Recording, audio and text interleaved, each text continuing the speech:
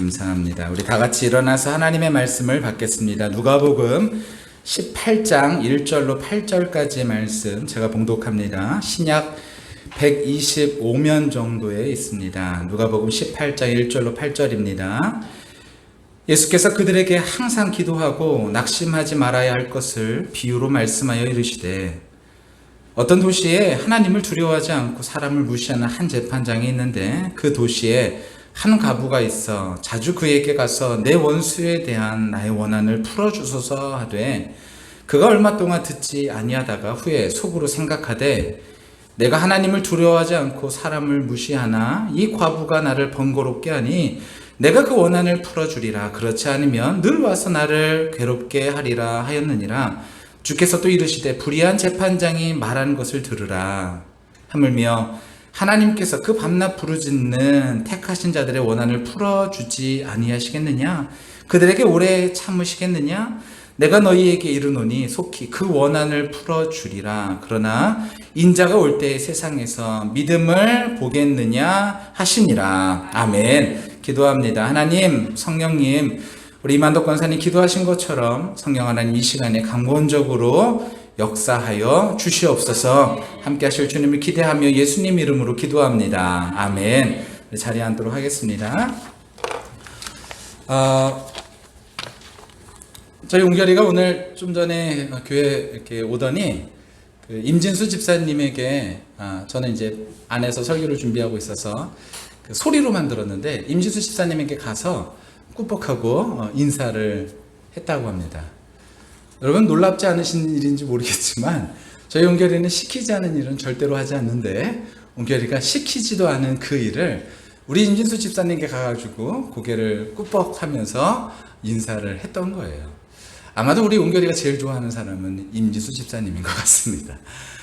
저는 그게 너무 감사한 거예요. 우리 임진수 집사님을 우리 웅결이가 참 좋아해서 이렇게 가가지고 인사까지 하는구나. 너무나 감사했습니다. 어저께는요, 저희 시원이하고 유나가요, 갑자기 차 안에서 주기도문을 외우기 시작하더라고요. 하늘에 계신 우리 아버지. 근데 중간중간에 몇 번 틀리긴 했는데 처음부터 끝까지 외우더라고요. 그래서 제가 속으로 생각했습니다. 이거 어떻게 외우지?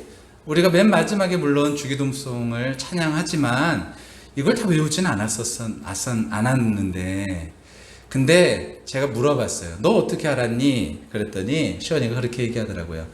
우리 송미래 선생님이 항상 모임 끝나고 나서 이 주기도문을 꼭 외운다고, 그래서 나도 외웠다고, 이렇게 얘기하더라고요. 전 너무나 감사했습니다. 우리 송미래 집사님이 우리 아이들을 참 잘 키워주셔서 너무나 감사했죠. 또 감사한 것은 요즘 감사일기 여러분 쓰고 계십니까? 감사일기를 쓰다 보니까 저희 집에는 달라진 것이 있습니다.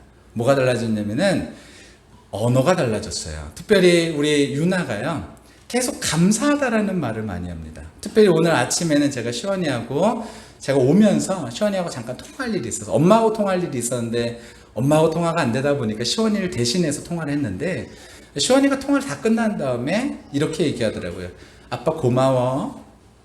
사실 고마울 일이 없었거든요. 근데 이게 말의 습관이 돼버린 거예요. 오늘 일부 예배 때 기도하신 분이 유정인 권사님이신데, 대표 기도를 유정인 권사님이 하셨는데, 대표 기도 가운데 이런 말씀을 하시더라고요. 우리의 습관이, 감사보다는 우리의 습관이 불평을 말하는 습관이 되어져 버렸습니다. 하나님 용서해 주세요. 그리고 우리의 습관이 감사를 말하는 사람이 되게 해주세요.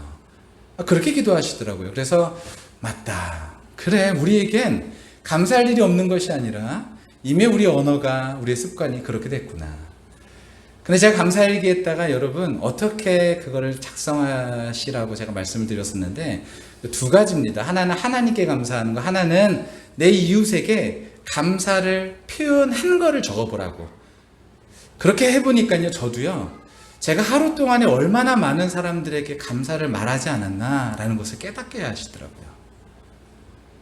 저희 시원이가, 유나가요, 그저께인가요? 저한테 그 감사일기를 쓰면서 저한테 그렇게 얘기하는 거예요. 아빠, 오늘 나하고 같이 놀아줘서 고마워.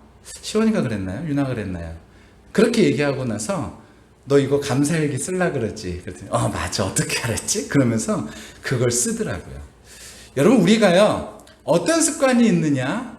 이것은 굉장히 중요한데, 특별히 하나님께서 우리에게 허락하신 것들을, 우리의 기도에 응답하시는 것들을 우리가 잘 기억하는 방법이 있는데, 그것이 무엇이냐? 바로 감사다라는 것입니다. 제가 글을 하나 읽어드릴게요. 한번 보시기 바랍니다. 넘겨주세요. 네, 제가 한번 읽어드릴게요. 하나님은 나의 간절한 기도에 이처럼 신속하게 응답해 주셨다.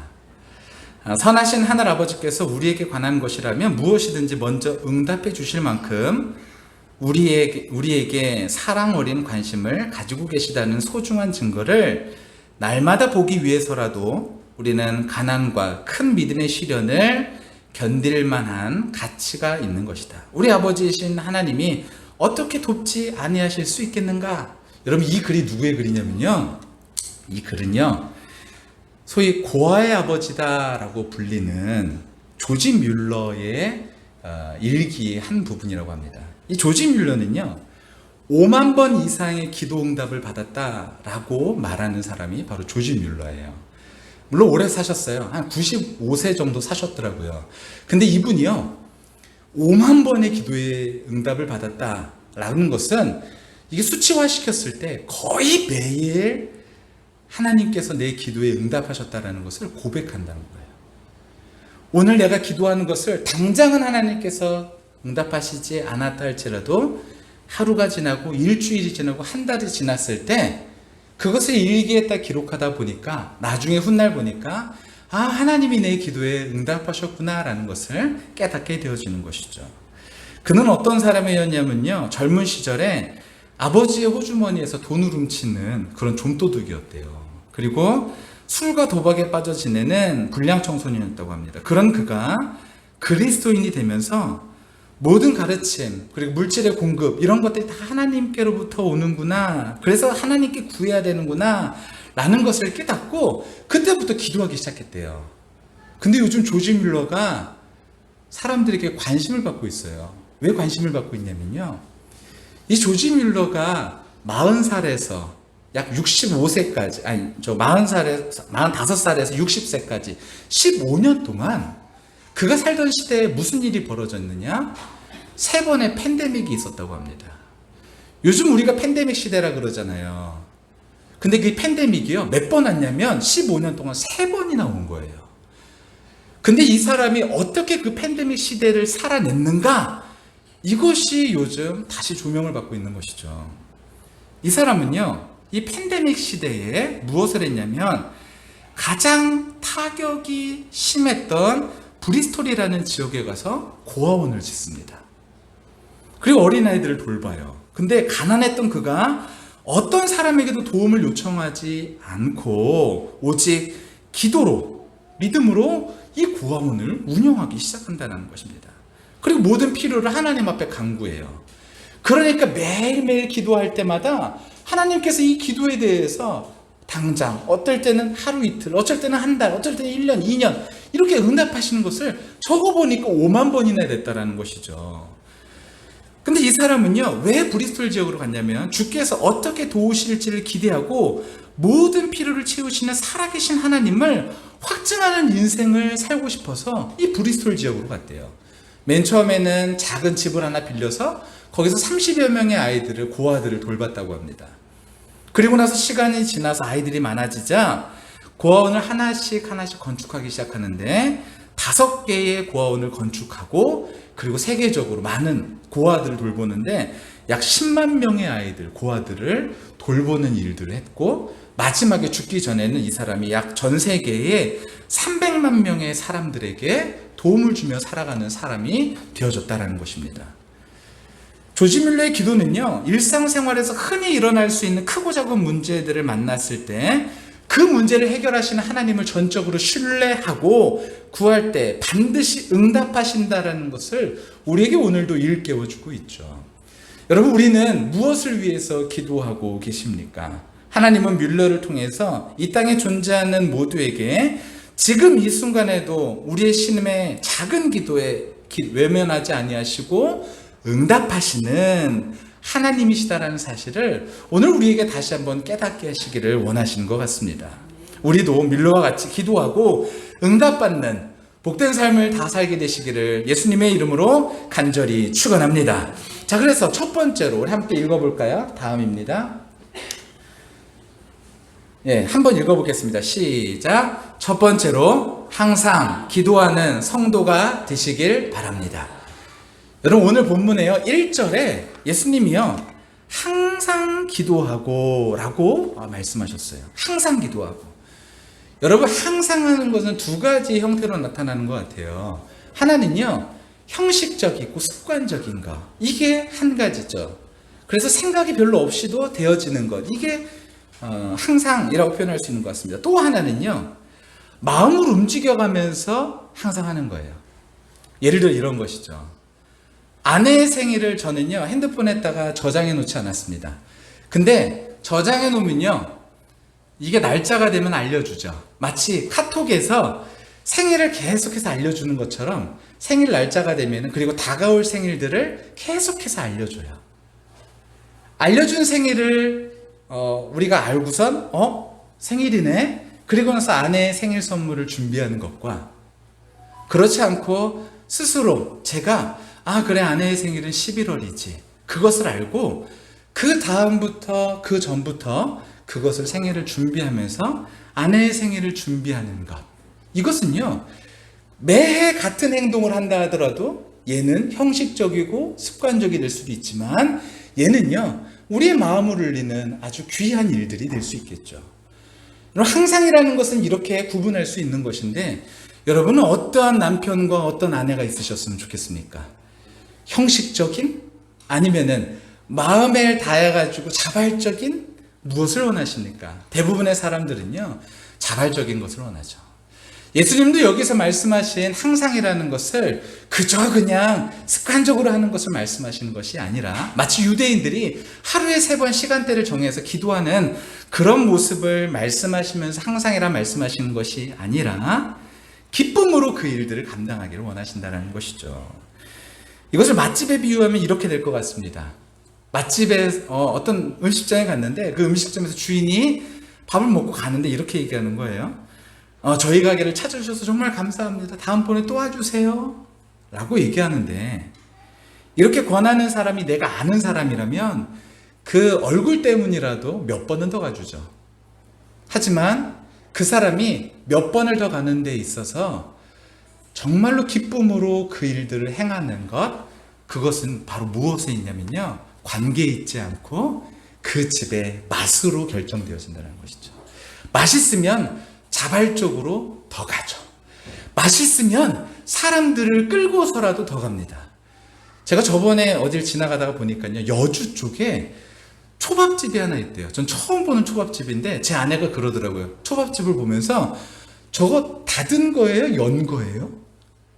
그러니까 여러분 초밥을 좋아하시는 분 아실 수도 있어요. 거기가 어디죠?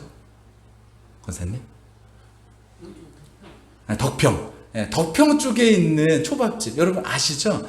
거기 보면 아주 쓰러질 것 같은 그런 집인데 거기 초밥이 우리 이천에서 제일 유명하다고 그렇게 얘기하시더라고요. 거기 이름까지는 안 하셔도 돼요. 우리 오웅재 집사님도 거기 잘 아시죠? 보셨죠? 왜냐면요 이만큼 맛집은요 사람들이 자발적으로 가는 것이죠. 이게 다른 말로 뭐냐면요 욕구 충족입니다. 욕구가 충족되니까 그 일들을 하는 것이죠. 자발적인 것은. 여러분, 근데 예수님은요 지금 항상이라는 말씀을 하시면서 이것을 그냥 습관적으로 하라 이것이 아니라, 기도는 그러니까 무엇가 충족되는 거냐면요 욕구가 충족되는 것이니 계속 항상 기도하라라는 것이죠. 설교에 조지 뮬러가 늘 기도할 수 있는 비결도 이와 일맥상통합니다. 조지 뮬러가 한 번 기도하고 그런 다음에 기도의 응답을 기다리는데 이 기도의 응답이 없어요. 그러면은 2번 기도하는 거 어느 정도 할 수는 있을 것입니다. 10번 기도하는 건 어려워요. 충족이 되니까 응답이 있으니까 10번을 기도하게 되는 거고, 10번 기도했는데 또 응답이 있으니까 100번 기도하게 되는 거고, 100번 기도했는데도 응답이 있으니까 1000번, 10,000번, 그래서 결국에는 5만 번의 기도의 응답을 받았다라고 말하게 되어지는 것이죠. 여러분 생각해 보세요. 주변에 만약에 동네에 아는 사람이 있는데, 동네에 같이 사는 사람이 있는데 그 사람에게 인사를 했다고 생각해 보세요. 안녕하세요. 근데 그 사람은 휙 하고 지나가 버리는 거예요. 응답이 없어요. 그럼 2번 인사할 수 있겠습니까? 성격 좋은 사람은 2번도 할 수 있겠죠. 3번도 할 수 있고요. 근데 10번 이상은 못 할 것입니다. 아니 100번까지 할 수 있는 사람은 없을 거예요. 아니 1000번까지는 할 수 있는. 그게 뭐냐면 욕구 충족. 우리의 영적인 욕구 충족. 하나님께 기도했을 때 하나님께서 그 기도를 응답하실 것이니 너는 항상 기도하라 라는 것이죠. 여러분 그런데요, 이 본문을 요한일서에서 이렇게 말하고 있습니다. 다음입니다. 제가 읽어드릴게요. 그를 향하여 우리가 가진 바 담대함이 이것이니, 여기서 담대함이라는 말은요 뻔뻔함이라는 단어를 갖고 있습니다. 뻔뻔함. 우리가 기도를 어떻게 하라고요? 뻔뻔하게 하래요. 이건 제 얘기가 아니라 원어 이야기예요. 뻔뻔하게. 근데 어떻게 기도하냐면 뻔뻔함의 이유가 이것이니 그의 뜻대로 무엇을 구하면 들으시리라. 하나님께서요 그의 뜻대로 구하면요 뭐든지 이루어 주시겠대요. 근데 그것을 뻔뻔하게 해도 들어주시겠대요. 우리가 무엇이든지 구하는 바를 들으신 줄 안즉 우리가 그에게 구하는 것을 얻을 또한 아느니라. 근데 우리가 그러죠. 근데 기도하는 거 다 안 이루어졌는데 이유가 있습니다. 다음입니다. 야고보서에 보면은 이런 말씀이 있어요. 너희가 얻지 못함은 구하지 아니하기 때문이요 구하여도 받지 못함은 정욕으로 쓰려고 잘못 구합니다. 왜 우리가 응답을 받지 못하느냐? 첫 번째는 기도하지 않아서, 두 번째는요 기도했는데 무엇에 따라서 기도해서? 우리의 정욕에 쓰려고, 말 그대로 욕심을 따라서. 하나님의 뜻과 정욕, 저는 오늘 이것을 말하려는 것은 아니에요. 하지만 간단하게 설명드리면요 이런 것이죠. 우리의 정욕과 우리의 욕심과 하나님의 뜻은요 사탄이 이것을요 믹스하기를 좋아해요. 그래서 내 정욕이라고 말하는 것을 마치 하나님의 뜻과 같이 바꿔버리는 거죠. 스스로 생각했을 때 이거 하나님의 뜻이야 라고 생각하도록 바꿔버리는 거예요. 대표적인 것이 무엇이 있을까요? 교회로 따지면 교회가요 건축을 하죠. 건축을 하는데 예전에 지금까지도 많은 교회들이 어떻게 건축을 하나요? 보증 서서 빚내서 건축을 합니다. 근데 성경에서는요 잠언에서 분명히 기록하고 있어요. 뭐 하지 말라고요? 보증 쓰지 말래요. 담보를 잡지 말래요. 그게 너에게 올무가 된대요. 근데 교회는요 여태까지 옳지 않은 방법으로 무리하게 교회 건축을 했었죠. 이제 유럽의 교회들은 이미 그것을 빚을 갚지 못하고 다 넘어갑니다. 근데 그것을 교묘하게 다른 것과 믹스시켜요. 뭐냐면은 부흥이라는 단어와 믹스시킵니다. 하나님께서 우리 교회를 부흥시키시기 위해서는 어떻게 해야 돼? 자리를 채우라 그랬잖아. 그럼 자리가 있어야지. 자리를 넓히자. 건축하자. 이것이. 아니요. 그렇지 않습니다. 이런 식으로 교묘하게 믹스를 시키는 거죠. 그래서 사탄은 우리로 하여금 내 정욕이구나 기도하지 못하게 하는 것이죠. 그리고 기도의 응답이 못 받게 하는 것입니다. 그런데 또 하나가 있어요. 그것은 무엇이냐면요 우리의 마음속에 정욕과 이것을 구분해내지 못하니까요 야, 너 이 정욕인데 네가 이것을 뭘 기도해 라고 생각하게 만들어서 아예 기도 자체를 안 하게 만드는 것이죠. 여러분 오늘 저는요 여러분과 이것을 구분해내는 힘을 말씀드리지 않습니다. 왜냐하면 그것을 말씀드린다는 것은 성경 전체를 설명해야 되는 일이죠.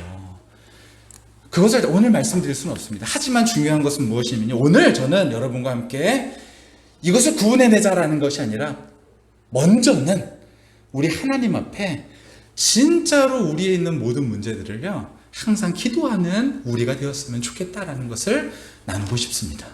여러분 어떤 문제든지 좋습니다. 다 나누시길 바랍니다. 하나님 앞에 다 고백하시길 바랍니다. 저희 시원이가요 어렸을 때, 유나가 어렸을 때요 어렸을 때 그렇게 얘기하지 않아요. 이것은 아빠가 심히 좋아하는 것이니까, 이것은 나의 욕심이니까 이것을 내가 아빠한테 요구해야지, 요구하지 말아야, 이거 얘기하지 않아요. 생각하지 않아요. 뭐부터 생각하냐면요, 자기가 원하는 거 있으면 아빠한테 얘기하는 거죠. 마찬가지로 우리의 신앙이 초보일 때는요, 하나님 앞에 얘기하는 거죠. 그냥 얘기하는 거예요. 근데 신앙의 초보에 머물기는 하나님 원하시지 않죠. 그래서 우리에게 뭘 주셨냐? 이 말씀을 주셨죠. 그래서 하나님이 어떤 분이신지를 알기를 원하시는 거예요. 그러면 우리가 하나님의 뜻을 알기 시작하면 그때부터 우리가 기도하는 것은요, 하나님께서 어떻게 하신다? 다 들어주시겠다. 하나님의 뜻 가운데서 구하는 것들은 다 들어주시겠다라고 약속해 주셨다라는 것입니다. 저는요, 우리가 아직 신앙의 초보라면, 그렇다면 우리가 하나님 앞에 하나님의 뜻을 다, 내 뜻과 하나님의 뜻을 구분해내는 것이 어렵다면요, 그럼 먼저 하나님 앞에 다 구하시기를 간절히 축원합니다. 그리고 하나님께서 구할 때에 하나님께서 그 기도를 어떻게 들으시는지를 여러분 깨닫는 우리 모두가 다 되시기를 간절히 축원합니다. 두 번째로입니다. 두 번째 넘겨주시기 바랍니다. 함께 읽겠습니다. 시작. 두 번째로, 성도는 기도하면서 결코 낙심하지 않습니다. 예, 성도는요, 기도하면서 뭐 한다고요? 낙심하지 않습니다. 왜 낙심하지 않느냐? 낙심하는 이유가 있어요. 아, 이 사람이 내 얘기를 들어줄까? 근데요, 오늘 본문 말씀 가운데 예수님은요, 낙심하지 않을 이유를 설명해 주셨는데, 그것이 바로 오늘의 비유입니다. 오늘의 비유를 제가 간단하게 설명하면 이럽니다. 어떤 마을에 재판장이 한 놈이 있었어요. 근데 이 한 놈이 하나님도 두려워하지 않고 사람을 무시하는 사람이었어요. 근데 그 마을에 또 누가 살았냐면 과부 한 명이 살았는데, 이 사람은 마음속에 한이 많았어요. 원한이 있었죠. 그래서 이것을 어떻게든 풀고 싶었어요. 누구한테 얘기할까 하다가 재판장에게 얘기한 거죠. 재판장에 가가지고 내 원한 좀 풀어주세요. 얘기한 거죠. 근데 이 재판장이요, 안 들어주는 거예요. 이 여인이 어떻게 하냐면은 계속 찾아가는 거예요. 그랬더니 하루 찾아가고 이틀 찾아가고 3일 찾아가고 기도해 계속 가가지고 얘기하는 거죠. 그랬더니 어떻게 했냐? 이 재판장이 아이 귀찮아. 또 내일 또 오겠네. 그래 말해봐. 그리고 나서 그 원한을 풀어준다. 하물며 좋으신 하나님은 이 불의한 재판장도 그 이야기를 들어주는데 하나님은 안 들어주시겠느냐? 아니라는 거예요. 들어주신다는 것이죠. 그러니까 우리는요, 하나님께서 들어주실까? 이것을 염려할 필요 없이 기도할 때 하나님은 분명히 들어주신다는 확신을 가지고 기도하라는 거예요. 그럼 하나님께서 그런 부분들을 아시고 하나님께서 해결해 주신다는 것이죠. 세 번째입니다. 한번 읽겠습니다. 세 번째, 시작. 세 번째로, 기도하는 성도의 모습은 끈질김입니다. 아까 제가 말씀드렸죠. 이 우리가 간구하다라는 단어 안에는 무슨 의미가 있냐? 뻔뻔함이라는 의미가 있다고요. 뻔뻔함이라는 의미가, 이게 사실은 누가 보면 11장부터 18장까지 내용을 다 다뤄야 되거든요. 근데 11장에 보면은 이 쌍둥이 비유가 나타납니다. 누가 보면 11장이에요. 근데 거기에서 뭐 하냐면요, 간청한대요. 친구에게. 근데 간청하는데, 간청하다라는 단어가 뭐냐면은 뻔뻔하다, 그리고 담대하다라는 의미를 갖고 있거든요. 우리가 기도할 때 어떻게 기도해야 되느냐? 끈질기게 기도하는데, 끈질기게 기도할 때 뻔뻔하게 기도해도 된다라는 거예요. 오늘 본문의 핵심을 요약하면 이렇게 되는 거예요. 사람의 입장에서는 끈질기게 간구하는 것이죠. 근데 어떻게 끈질기게 간구하느냐? 간절히 기도하냐? 바로 하나님의 자비로우심을 기대하면서, 하나님은 분명히 신실하신 분이, 좋으신 분이시니까 분명히 들어주신다 라는 확신을 가지고 그 일들 하라는 거예요. 오늘 말씀에 과부가 재판장을 몇 번 찾아갔을까요? 질문입니다. 몇 번 찾아갔을까요? 아니, 처음에 과부가 재판장을 몇 번 찾아갈 것을 결정했을까요? 과부는요, 처음부터 몇 번 찾아갈 것을 결정하지 않은 것 같아요. 그저 이 일이 해결될 때까지 라는 거죠. 예수님은요, 우리에게 그렇게 기도하라는 거예요. 내가 몇 번 기도하다가 이 문제 안 되나 보다, 이게 아니라 우리가 기도할 때 어떻게 기도해야 되냐면요, 끝까지 그 일들이 이루어질 때까지 끈질기게 기도하라. 근데요, 끈질기게 기도하면 우리 입장에서는요, 지쳐, 힘들어, 이렇게 생각할 수 있잖아요. 근데 오늘 7절에 예수님이 뭐라고 말씀하시는지 넘겨주세요. 7절에 보면 이렇게 말씀하셨습니다. 하나님께서 그 밤낮 부르짖는 택하신 택하신 자들의 원한을 풀어주지 아니하시겠느냐? 하나님이 풀어주신다라는 거예요? 안 풀어주신다는 거예요? 풀어주신다라는 것이죠. 그들에게 오래 참으시겠느냐? 오래 안 참으신다라는 거예요.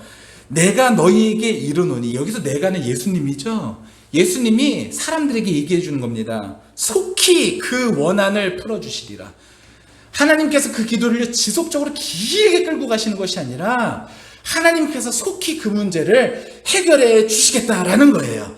그러니 우리가 해야 되는 일은 뭐예요? 기도하는 것이죠. 그리고 끈질기게 기도하는 것이죠. 근데 끈질기게 기도하는데 오랜 시간 걸리지 않는다라는 거예요. 그것을 하나님께서 우리에게 말씀하셨다는 것입니다. 하나님께서 우리의 기도에 응답하시기까지 그래 오랜 시간이 걸리지는 않을 것입니다. 오히려 신속하게 그 원한을 풀어주실 것입니다. 여러분, 이것이 무엇일까요? 믿음입니다. 여러분, 이것이 믿음이에요. 하나님께서 신실하신 분이시고 우리의 기도에 응답하신 분이시고 이것을 믿는 것, 믿는 사람의 행동, 이것이 바로 기도고 이것이 바로 믿음이다 라는 것입니다. 왜냐하면 8절에 이렇게 기록되어 있거든요. 넘겨주세요. 이 8절, 이거 전반부고요.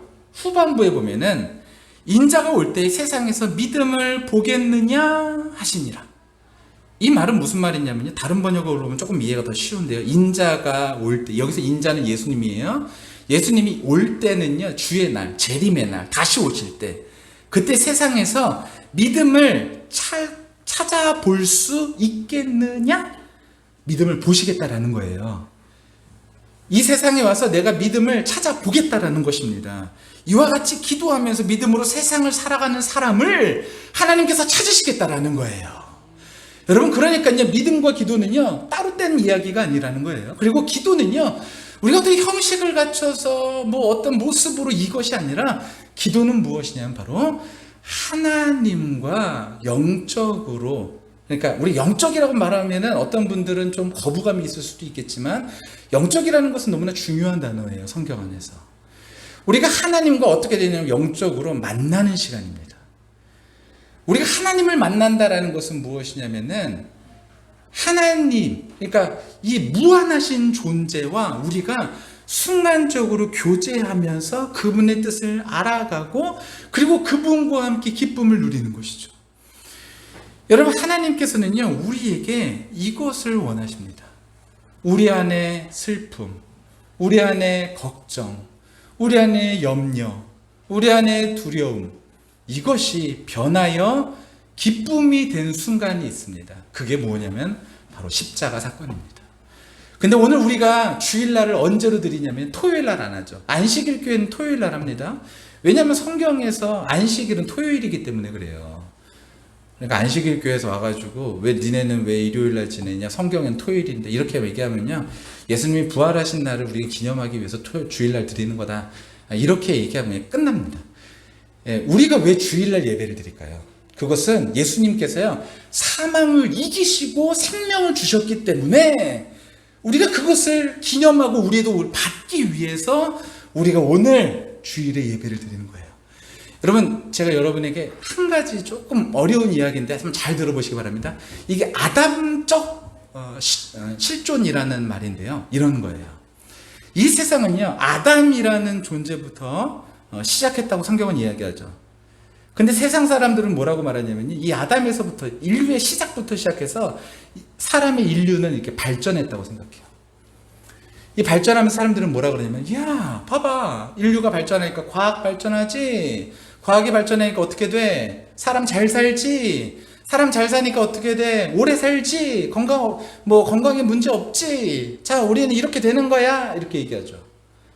근데 문제는 뭐냐면요, 아담적 실존이라는 건 무엇이냐면요, 우리 인간이 이렇게 상승하는 것 같지만요, 이 상승하는 게 그대로 하강하는, 이것을 서로 상쇄시키는 일들이 있다는 거예요.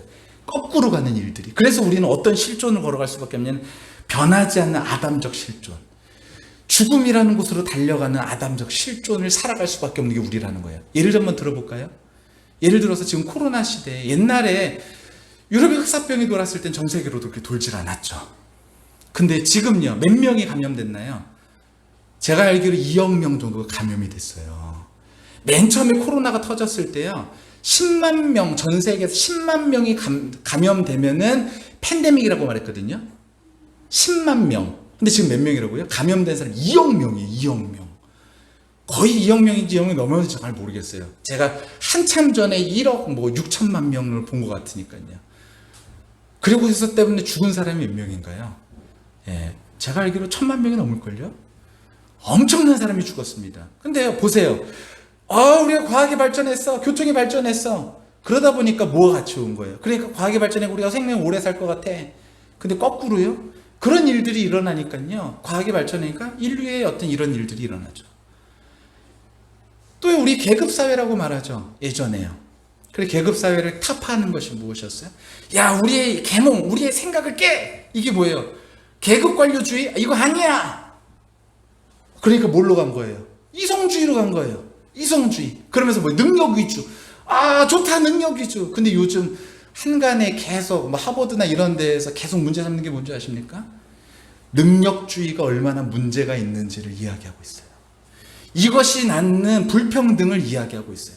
인간은요, 자기가 생각하는 최상의 것이라고 말하지만 거기 안에 반면에 있는 그 그림자는요, 인간을 파멸시키고 있는 것들이 있다는 거예요. 그것이 바로 무엇이냐? 서로 상쇄시키는 아담적 실존이라는 거예요. 그것은 결국 어디로 가느냐? 아담은요, 바로 죽음에 대한 이야기인 것이죠. 우리는 결국 인생은 그렇게 가면 파멸할 수밖에 없다는 거예요. 근데 거기에 예수 그리스도를 통하여서 하나님께서 이 땅을 하나님의 말씀으로 다시 세우기를 원하셨죠. 그게 뭐냐면 하나님 나라예요. 그러니까 우리 하나님의 나라는요, 인간적 생각으로 발전하고 후퇴하는 것이 아니라 하나님의 뜻을 따라서 살아가는 사람들이 이 세상 가운데에서 죽음을 향해 가는 것이 아니라 생명을 향해 가는 것, 이것이 바로 하나님의 뜻인 것이죠. 그러니까 우리는요, 우리의 이 실제는요, 우리가 살아가는 이 세상은 우리가 바라보는 세상에 말하는 기준이 아니라 하나님의 말씀이 우리의 삶의 기준이 될 때에 비로소 우리는 이 세상에 어떤 그런 일들 가운데 휘둘리지 않고 죽음 가운데로 향해 달려가는 것이 아니라 생명으로 향해 달려갈 수 있는 사람이 될 수 있다는 것입니다. 저와 여러분이 그 생명으로 향하도록 하나님께서 우리를 인도하시는데 그 방법이 무엇이냐? 기도라는 거예요.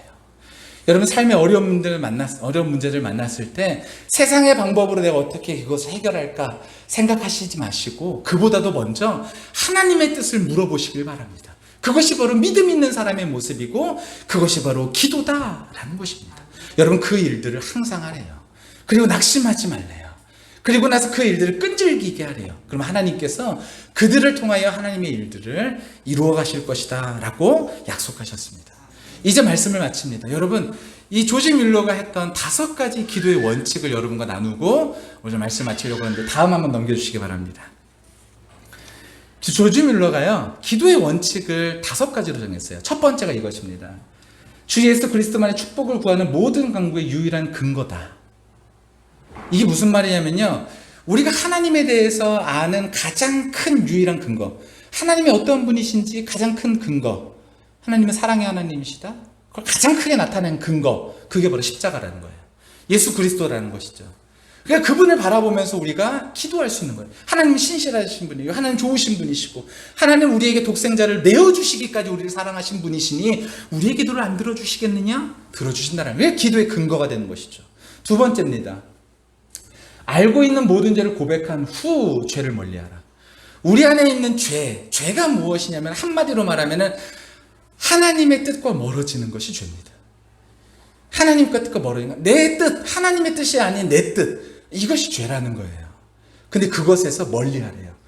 내가 여태까지 그렇게 해왔던 것들을요 반성하고, 그리고 반성한다라는 게 그냥 정신적으로 그리고 우리가 생각으로 이것에 대해서 좀 잘못했네 이런 개념이 아니라 완벽하게 뒤돌아서라는 것이죠. 회개는요 뒤돌아섬입니다. 가던 길을 가다가 회개한다라는 것은요 그 길을 가던 그 길을 멈춰서고 이제는 다른 길로 걸어가는 것을 회개라고 말해요. 그러니까 우리가 뭐 하냐면요, 기도 응답을 받기 위해서는요 죄를 멀리하라. 세 번째입니다. 하나님의 약속의 말씀을 하나님의 맹세에 의한 확증하는 것으로 믿으라. 이 하나님의 말씀이요, 우리 안에 주어질 때요, 때로는요, 이게 엄청 어려운 말씀도 있어요. 뭐가 어렵냐? 이해하기가 어려운 게 아니라 우리의 삶과 부딪히는 부분들이 많다는 거죠. 항상 기뻐하라? 여러분, 항상 기뻐하는 것이 쉽습니까? 원수를 사랑하라? 이거 말이 그렇죠. 우리가 피상적으로 이해하는 건 쉬워요. 하지만 실제로 원수를 대할 때는 이것처럼 진짜 어려운 일이 없죠. 근데 그것이 뭐로 이해하래요? 하나님의 약속 있는 말씀으로 이해하고요, 받아들이래요. 그럼 어떻게 하냐면 하나님께서 그 사람의 기도를 들으신다라는 것이죠. 네 번째입니다. 하나님의 뜻에 일치되게 기도하라. 기도의 동기는 경건해야 하며 정욕을 쓰려고 하나님의 선물을 구해서는 안 된다. 아까 야고보서 제가 나눴던 거, 우리의 정욕과 하나님의 뜻, 이것이 부딪히는데 정욕으로 하면 안 된다는 것이죠. 우리 욕심이 아닌 하나님의 뜻. 근데 이게 잘 믹스된다. 이것은 나중에 한참 후에 우리가 함께 좀 시간을 두고서 살펴보도록 하겠습니다. 다음입니다. 끈기 있게 간구하라. 농사꾼이 오래 인내하며 추수를 기다리듯이 하나님을 바라며 기다리라. 저희 집에 오늘 까먹기 전에 말씀드리죠. 오늘 가시기 전에요, 완두콩하고 상추하고 좀 따왔거든요. 다 가시기 전에 조금씩이지만 좀 갖고 가시기 바랍니다. 저희 아버지가 왜 심으셨냐면요, 저희 성도들하고 나누시려고 심으신 거예요. 목적이 처음부터. 그래서 완두콩을 다 따갖고 오셨어요. 그럼 오늘 한 이만큼 이렇게 자루에다가 이렇게 따갖고 왔는데 나눠 가시고 가시면 얼마 안 될 거예요. 근데 이 완두콩이요, 달릴 때 어떻게 달릴까요? 아침에 자고 딱 눈 떴더니 탁 이렇게 달렸을까요? 절대로 그렇지 않아요. 작은 완두콩의 씨앗에서부터 시작합니다. 이게 발화를 하고 우물 터가지고 발화를 하면서 쫙 자라죠. 잎을 내면서 줄기를 내면서 쫙 자라다가 거기서 꽃을 내고, 거기서 꽃을 내는 곳에서 열매를 맺는 것이죠. 여러분, 그리고 우리가 기도할 때 어떻게 하냐면요, 마치 농사꾼이 오래 인내하며 추수를 기다리듯이 하나님을 바라며 기대하는 것. 이것이 바로 기도하는 사람의 모습.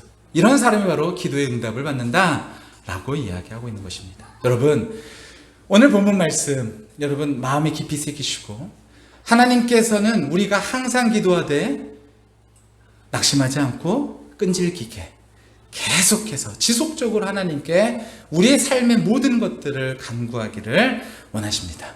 저와 우리 모두가 그 하나님을 믿으시고요, 우리의 삶의 모든 문제를 주 앞에 맡기시고 여러분 그 해결을 보는 저와 우리 모두가 다 되시기를 예수님의 이름으로 간절히 축원합니다. 그래서 제가 지난주에 감사 노트를 나눠드렸어요. 못 받으신 분은 오늘 꼭 받아가시길 바랍니다. 이 감사 노트 나눠드렸는데 거기에 적으시는 방식이 두 가지. 하나는 하나님께 감사한 것, 오늘 하루를 돌아보면서, 또 하나는요, 내가 감사한 것을 이웃에게 고백한 것. 하나님께 감사하고 내가 고백한 것, 그걸 적어보는 것이죠.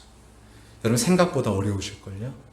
생각보다 저녁에 한 번에 적는 것은 쉽지 않습니다. 근데 그거를요 계속 적다 보니까 저도요, 감사한 일이 딱 생기면요 그것을 머릿속으로 계속 기억하려고 생각해요. 왜냐면 저녁에 적어야 되니까.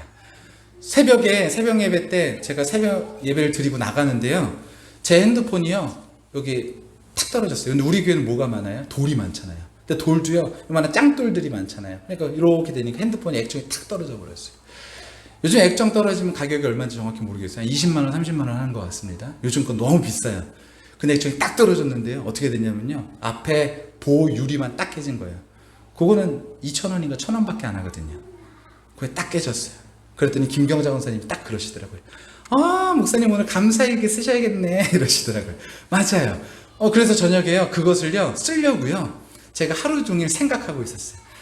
오늘 액정 깨진 거 감사, 액정 깨진 거 감사. 그리고 저녁에 나가가지고 저녁에 제가 그걸 쓰려고 그랬는데 생각났을까요 안 났을까요? 순간적으로 안 나더라고요. 제가 그걸 일부러 기억하려고 했는데도 잘 안 나더라고요. 그런데 내가 뭐가 있었는데 맞다, 액정 깨지지 않은 거 감사, 이렇게 잠깐 적어놨었거든요. 여러분, 감사를 적는 것 자체가 중요한 게 아니라 하루에 내가 그것을 적기 위해서 기억해내는 거, 되새김질하는 거, 이것이 중요한 것 같습니다. 오늘 내가 하루를 살아가면서 하나님 앞에 감사한 것을 순간순간 기억해내는 것, 그리고 내가 이 사람에게 감사한 것을 순간순간 캐치해내는 것, 이것이 표현되는 것이죠.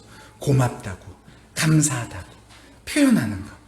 여러분 이러한 삶을 살게 되시를 간절히 축원하고요. 또한 우리가 그것을 하나님 앞에 다시 한번 고백하며 기도하는 그런 삶을 살아서 우리의 삶이 복된 삶이 다 되시기를 예수님의 이름으로 간절히 축원합니다.